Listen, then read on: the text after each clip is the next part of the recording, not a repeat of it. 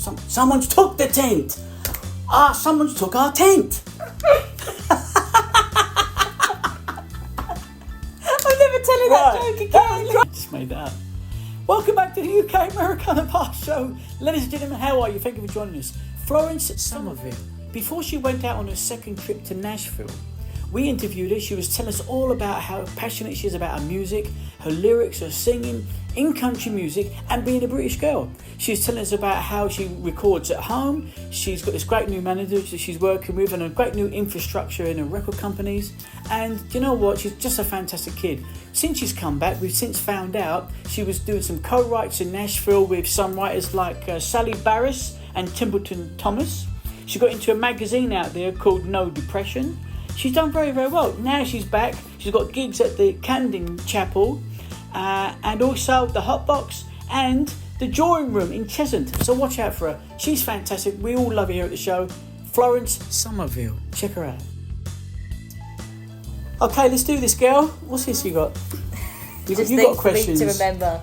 No questions. Just things for me to remember to say. Try not to get nervous. Okay, it's all going to be all right. Talking to me or yourself? Talking to me. You're good to go? Yep. Your face is priceless. Ladies and my face is priceless. Thank you, man. Wait. Trying to keep my neck straight.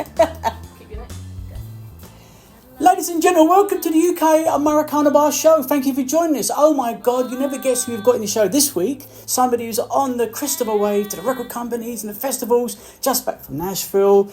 Unbelievable. Ladies and gentlemen, Florence Sommerville. Thank you for having me. I'm doing great. How are you doing? Very, very well. Thank you for taking time to come on the show. I do appreciate it. No, thank you for having me. I feel very honoured. You're only up the road, aren't you? In Essex, not too far from Yeah, us. not too far, in about half an hour. What's the town called?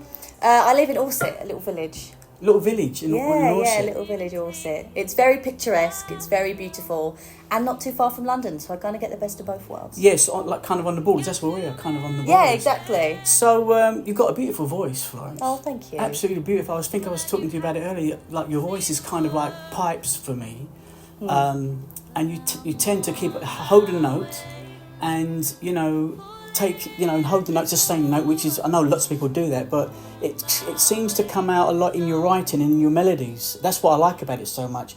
So this the new album you got, On My Way, but the original song was out earlier in the year, which done very, very well. Yeah, right? I mean, they all kind of came out at the same time, so they're just over a year old now.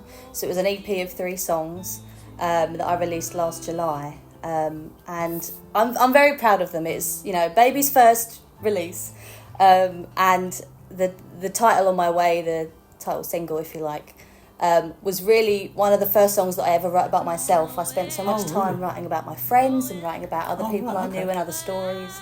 It was the first one that I wrote that I felt was truly about myself. So for that to be the first thing that the world sees of my music, I felt very lucky to do that. Brilliant song.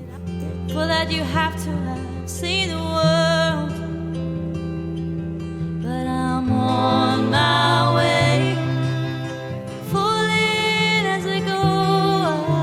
I'm on my way, somewhere new. On my way, crumbling as I pull through. I am on my way, somewhere new.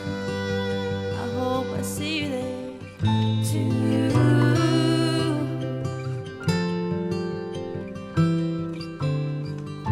Didn't that take you to Indigo at the O2? Is that the one? That didn't. Oh, that's a flashback. That is.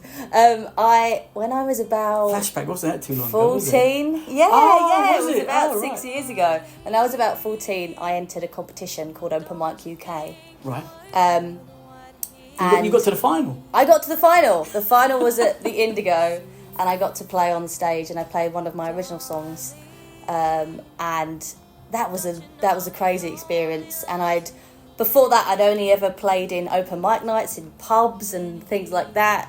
The places that need the chicken wire in front of the stage. And to go from that to playing at the Indigo, being in the final of that competition, was absolutely crazy. But I loved it. Although I will say I was standing backstage going, oh my God, am I about to do this? I know it was fantastic. you've got a new manager, a mentor now that I helps you have. quite a lot. Very famous have. guy, Alan Cackett. Yes. Now I've actually known Alan for.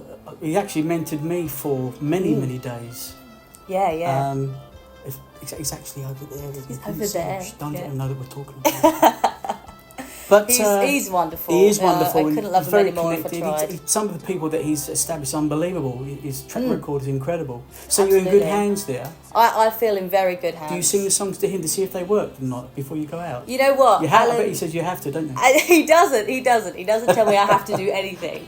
But Alan runs these picking parties once a month at his house. Oh, right. Cool. And they're absolutely fantastic, and it's a great way to sort of meet new people and try out new material and things like that. Yeah, of course. And so quite often after I've written a song, that's the first place that I play them.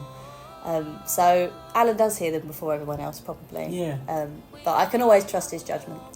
This is you've got like a studio as well. Yes. Fantastic. Yeah. Is that where you obviously do your demos and stuff like that? It is. That's at the bottom of my garden. I'm Yeah. very lucky. I've got a very long garden, and then It looks behind my fab, garden it looks fantastic. is horse fields for miles. Right. So I can be as loud as I want, and no one really no one notices. And I've got amazing neighbours.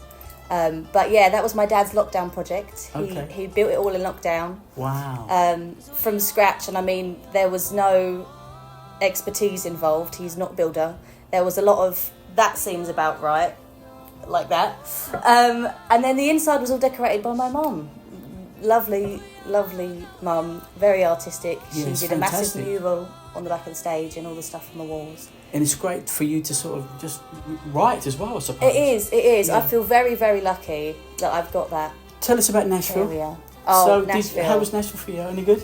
It was rubbish. No, it was amazing. I've been there a couple was of times amazing. myself. It is amazing, isn't it? Yeah. So what happened? What was the progression? Where did you go? Where did you play? Did you get to the Bluebird Cafe? We didn't get to the Bluebird. It was probably the only place we didn't get to. Right. But we had 2 weeks of a pretty chock-a-block schedule, so Really? we could have got there even if we tried. And it was 2 weeks of meeting amazing people, writing with amazing people, playing in amazing places. You light yourself on fire. I'm fast enough and you might outrun the flames. Ooh, yeah. Give in to your desire. Flee fast enough and you might outrun the shame. Ooh, yeah. 'Cause I could lie and lie and lie for you to walk the wire, wire, wire. I could walk around town saying how much you care and tell my mama that you'll always be there. But I don't know if I believe it. I'm seeing broken pieces. Amazing places. And I can't wait to go back in September for the AMAs. Oh, you're going back for that? Oh, my Yeah, God. yeah. Wow, how cool is that? It's very, very cool. It's not very long to go now. So. No, it isn't. Did you get into the studio? Not while we were out there, but I have been in the studio recording a 7-song EP.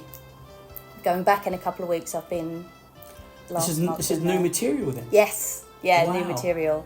We're hopefully going to release a couple of singles and then release the EP early next year.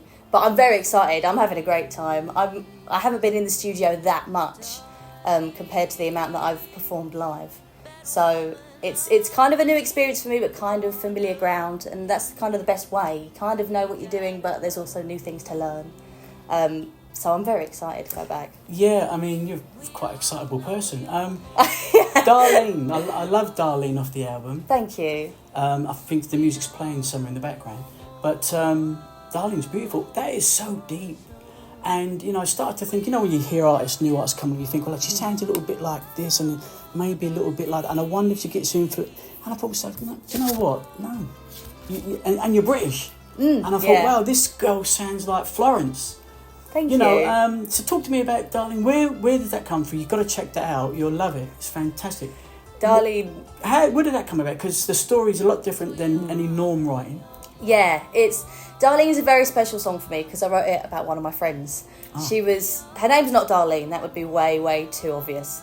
And my friend didn't have a great track record with relationships, and she was in one particular one for quite a few years, on and off again, you know, everyone knows how that story goes. And she was the kind of person that would say to me, come on, tell me what you really think, and you'd tell her what you really thought, and she'd go, no, you're wrong.